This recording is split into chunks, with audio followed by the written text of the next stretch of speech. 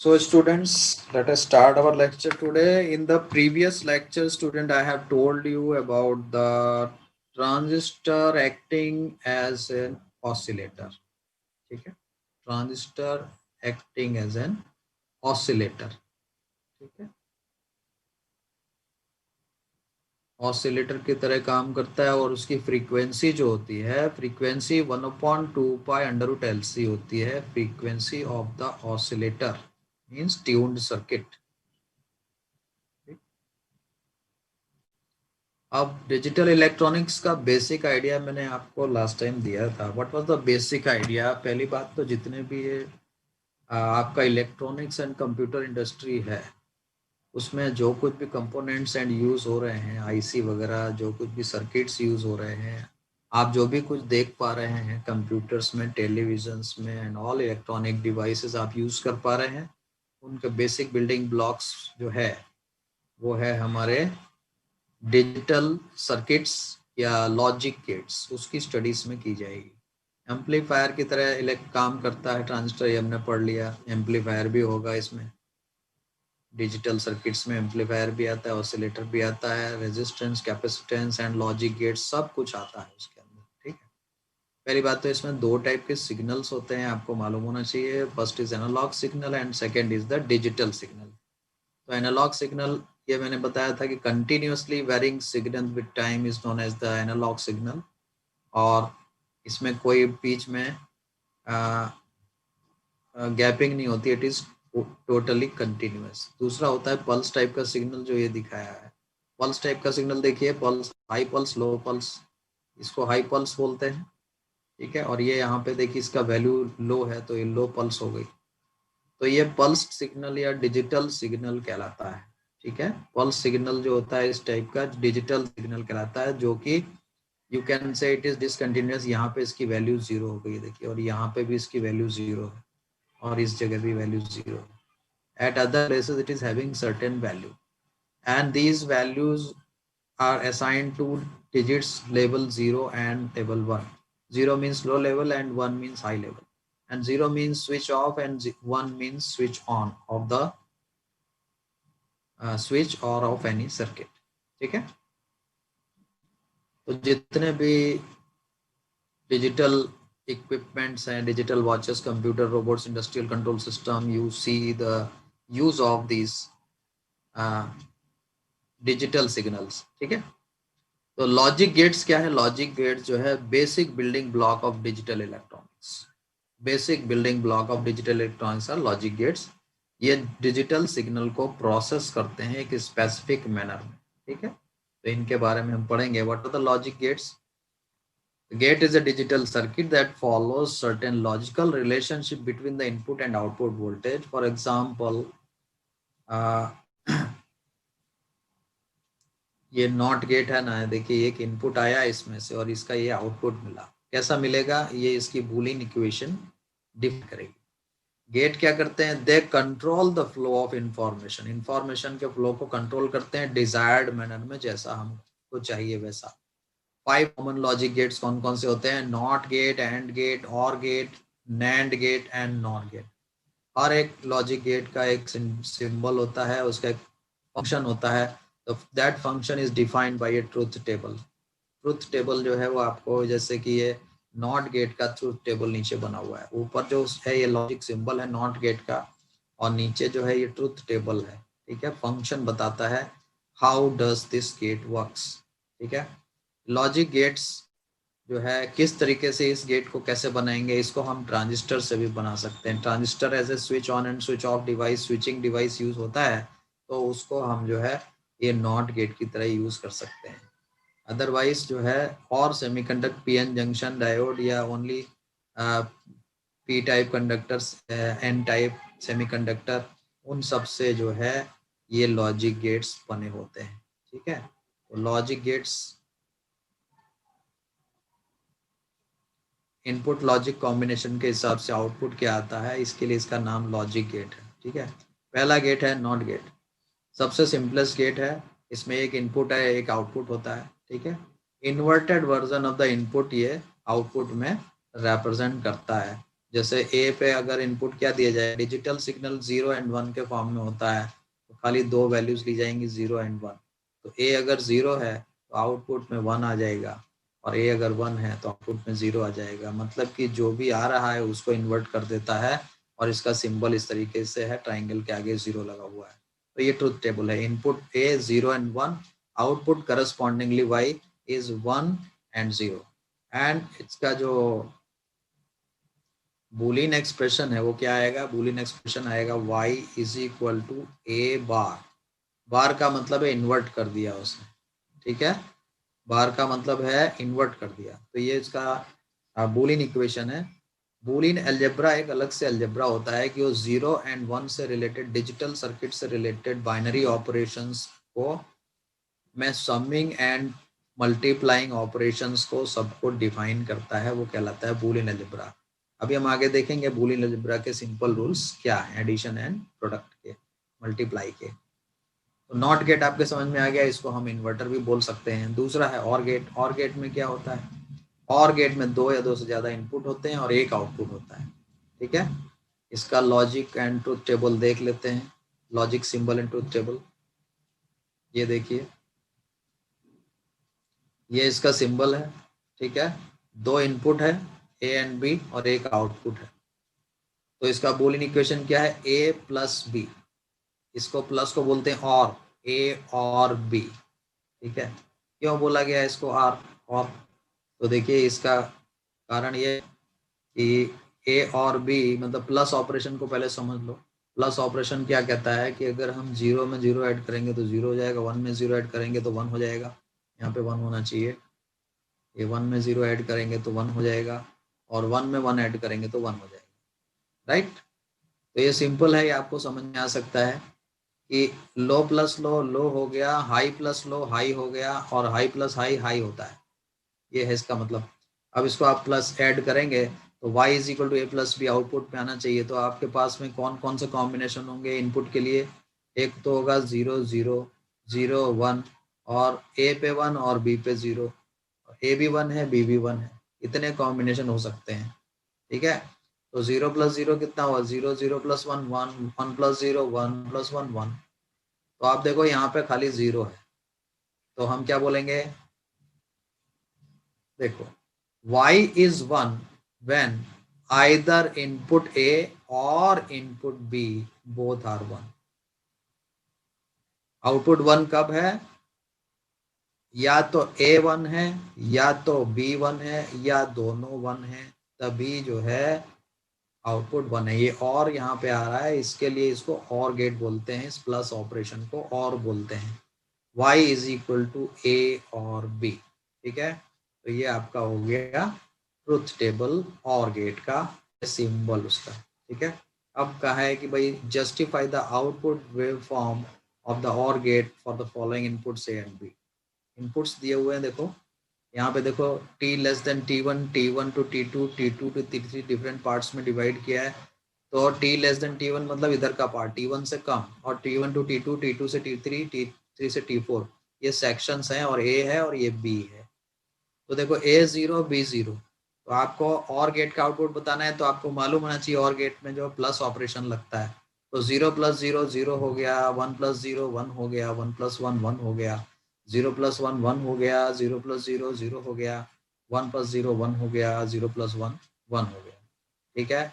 अभी जो Boolean algebra का मैंने रूल्स बताए थे एडिशन के, तो आप ये देखो कि इस y को कहाँ 0 कहाँ 1 करना है। 0 का मतलब है लो एंड y का मतलब है हाई। तो आप देखो कि 0 दो जगह है, बाकी सब जगह 1 है ना, तो आप 0 पकड़ लो कहाँ कहाँ है, a 0 है b 0 है, तब y 0 है। तो यहाँ देखो जब a 0 है मतलब लो है और b लो है तो y लो है, ये देखो 0, बता दिया ना मैंने आपको, पकड़ा दिया। अभी देखो a 0 है b 0 है तो y 0 है, T4 से T5 के बीच में। तो T4 से T5 के बीच में देख लो, T4 से T5 के बीच में देखो a जो है ये 0 है, और ये जो b है ये भी 0 है, तो इसलिए यहाँ पे 0 आएगा, ठीक है। तो अगर हमने ये दो चीज को हमने लो कर दिया तो बाकी सबको हम हाई दिखा देंगे और आसानी से वेव फॉर्म बना सकते हैं। ये हमारा हो गया ये दो ए बी इनपुट इस टाइप के थे तो उसका आउटपुट ऐसा मिलेगा अपने को और गेट के थ्रू। ठीक है, तो और गेट के थ्रू जो है मिलेगा। तो अब आके दूसरा गेट देख लेते हैं भैया फटाफट, एंड गेट। एंड का मतलब होता है मल्टीप्लाई। अब ये एंड क्यों लगा है ये भी हम समझ लेंगे। एंड गेट का पहले सिंबल देख लो, ये सिंबल है, दो इनपुट हैं, ये डी टाइप बना हुआ है और ये आउटपुट है। तो y is equal to A and B, ये डॉट जो है ये प्रोडक्ट जो है एंड ऑपरेशन को डिफाइन करता है। एंड ऑपरेशन क्या है? एंड ऑपरेशन ये है प्रोडक्ट वाला। 0 इंटू 0 कितना होता है? 0। 0 इंटू 1 0 होता है। 1 इंटू 1 1 होता है। ये बूलियन इक्वेशन के प्रोडक्ट के रूल्स हैं। ठीक है, इसके हिसाब से हम ट्रूथ टेबल बनाएंगे। ठीक है, तो output of the gate is 1 only when input A and input B are both 1। तो ये एंड वर्ड आया कि नहीं आया इसमें? ए एंड बी दोनों 1 होने चाहिए तभी 1 होगा। तो अब देख लो ट्रूथ टेबल में, तो इसमें देखो ए एंड बी दोनों 1 हैं तभी आउटपुट 1 है, बाकी सब में 1 नहीं है। समझ में आ गया इसको एंड गेट क्यों बोलते हैं? और ये प्रोडक्ट से एंड ऑपरेशन डिफाइन होता है। तो y is equal to A and B. And का मतलब है मल्टीप्लाई। मल्टीप्लाई देखिए आपको मैंने बता दिया है। ठीक है, इस तरीके से आप इसको समझ सकते हैं। ये एंड गेट हो गया। ठीक है, एंड गेट के लिए एक सवाल बना दिया है इन्होंने उसी तरीके का जैसा अभी अभी मैंने आपको बना के बताया था। Let us see it in a fast manner.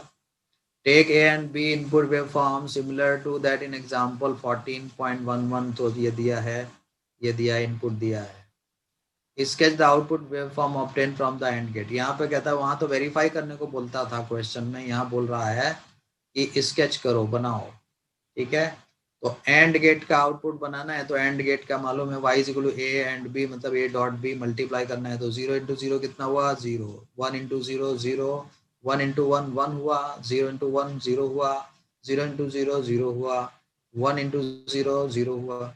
0 into 1 0 हुआ।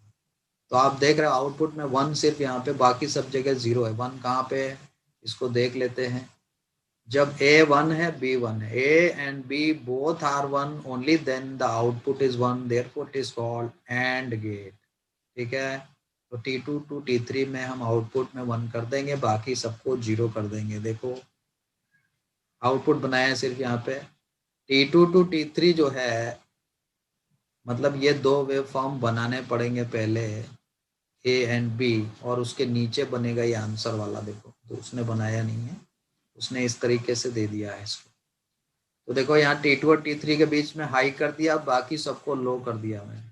समझ में आ गया? इस तरीके से आसानी से आप आउटपुट वेवफॉर्म को बना सकते हैं। अगला गेट आएगा नैंड गेट। नैंड गेट क्या होता है? नैंड गेट मतलब नॉट एंड। ठीक है, एंड नहीं है उसका उल्टा है, तो वो हो गया नैंड गेट। ठीक है, and gate followed by not gate. देखो एंड गेट लगाया, ए एंड बी इनपुट है, एंड गेट लगाया, एक नॉट गेट लगाया, इन दोनों के कॉम्बिनेशन से इसको ऐसा दिखाया जाता है इन नैंड गेट को। मतलब डी के आगे एक 0 लगा देते हैं इससे, तो ये समझ में आ जाता है कि ये नैंड गेट का सिंबल है। दो इनपुट है, एक आउटपुट है। y is equal to A dot B का बार, मतलब ए डॉट बी नहीं है, मतलब नहीं है, मतलब नॉट गेट मतलब बार लगा दिया। समझ में आया? तो ये बूलियन इक्वेशन इसका हो गया y is equal to A dot B का बार। बराबर है? तो अब यहाँ पे क्या है, इसकी ट्रूथ टेबल बनाने के लिए हमारे पास ये 4 ऑप्शन हैं। A B 0 0, A B 0 1, A B 1 0, A B 1 1। तो इसके लिए हम पहले ए डॉट बी का एक टेबल कॉलम बना लेते हैं। देखो मैंने अलग से बना लिया है। और उसके बाद फाइनल वाई का कॉलम बनाएंगे, बार कर देंगे, उसका उल्टा कर देंगे। ठीक है, तो देखो ए डॉट बी का बनाना आसान है। 0 into 0 0, 0 into 1 0, 0 1 into 0 0 and 1 into 1 1। ये बन गया इसका। अब इसका उल्टा कर दो, 0 का 1, 0 का 1, 0 का 1 और 1 का 0। तो ये आउटपुट वाई हो गया, ए डॉट बी का बार। समझ में आ गया? This is NAND gate. Okay बच्चों, अब क्या कहता है इसके, the output Y output from the NAND gate having the inputs A and B given below. Inputs दिए हुए हैं ये सब, तो ये सब इनपुट है। तो नैंड गेट का पहले जैसे ट्रुथ टेबल बनाई थी इसी तरीके से आपको बना लेना है टेबल। और उस टेबल को बना के आपको ये सब आउटपुट के लिए देखना है। ठीक है, आउटपुट क्या क्या आ रहा है। तो इसमें नैंड गेट में क्या खास बात है, कैसे याद रखो, यहाँ पे 0 है, ये तीनों 1 है, ये तीनों 1 है ना, तो नैंड गेट को कैसे याद रखेंगे, ये नैंड गेट जो है इसको यूनिवर्सल गेट भी बोलते हैं बच्चों। ठीक है, यूनिवर्सल गेट क्यों बोलते हैं, क्योंकि नैंड गेट से हम और gate, and gate, not gate और कोई भी गेट बना सकते हैं, इसलिए ये यूनिवर्सल गेट है, नैंड गेट। अभी देखो, if inputs A and B are both 1, दोनों ही हैं, तो output y is not 1, output 1 नहीं होता है, तो ये नैंड गेट हो जाता है। देखो, व्हेन बोथ आर नॉट, देखो इसमें बोथ आर नॉट 1, इसमें बोथ आर नॉट 1, इसमें बोथ आर नॉट 1, इसमें बोथ आर 1। ठीक है, तो इसमें both, if inputs A and B are both 1, तो input A and B both 1 हो गए, तो आउटपुट 1 नहीं होता है, आउटपुट 0 होता है। ठीक है, इस तरीके से हम आप इसको याद रख सकते हैं, इसको short, A and B both 1 होंगे तो आउटपुट जो है 0 हो जाएगा, बाकी के सब 1 होंगे। तो देखिए, ए एंड बी बोथ 1 है तो आउटपुट 0 हो गया है, और बाकी के केस जितने हैं सब में 1 है। दिख रहा है कि नहीं दिख रहा है आपको?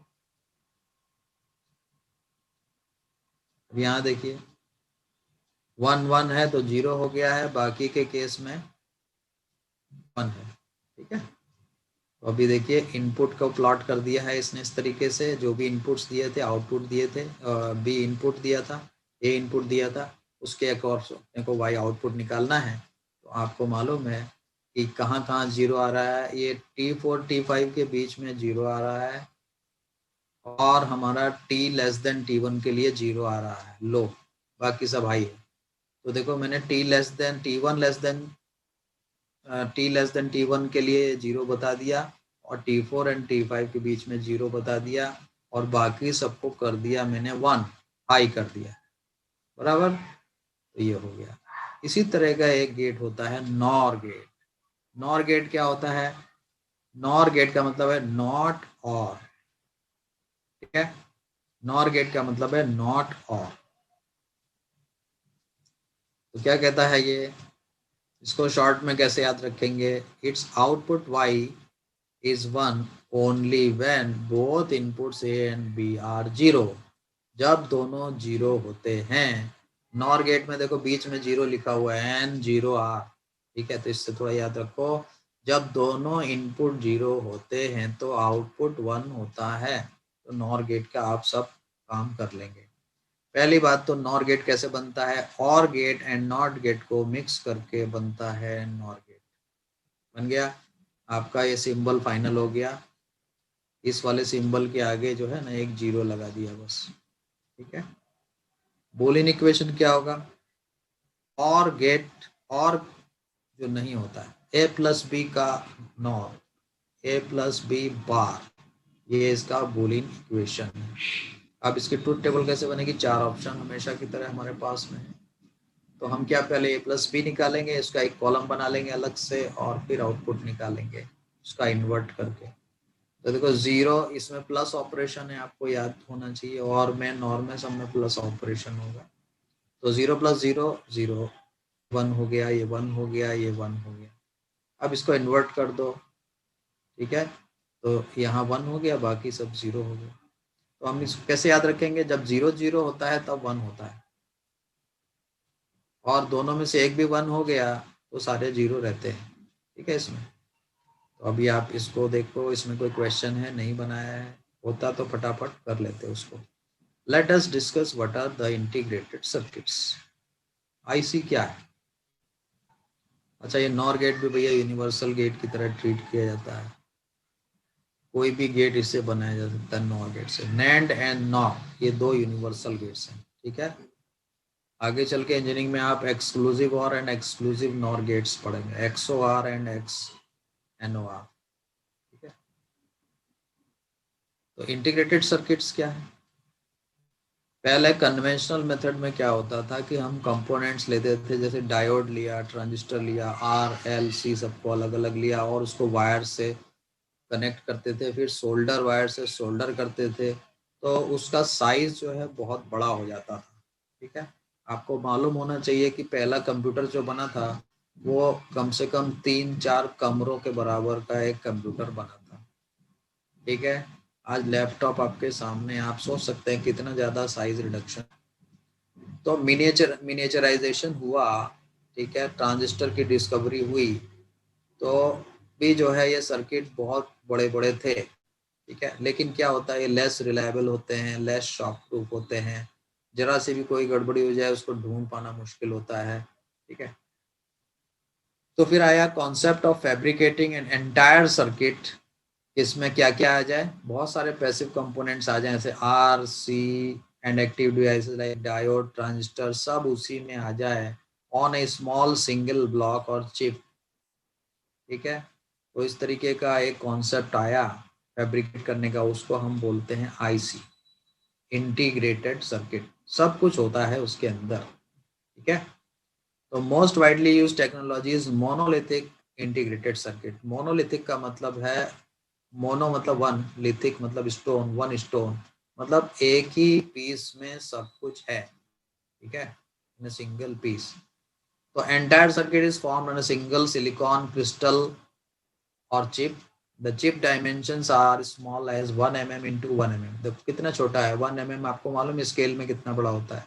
तो 1 mm इंटू 1 mm साइज का जो चिप होता है, और उसमें क्या क्या होता है, जो अभी अब मैंने आपको ऊपर बताया, R L C, diode transistor फलाना डिमाका, सब उसके अंदर होता है। 1 mm इंटू 1 mm, और इससे भी छोटा हो सकता है।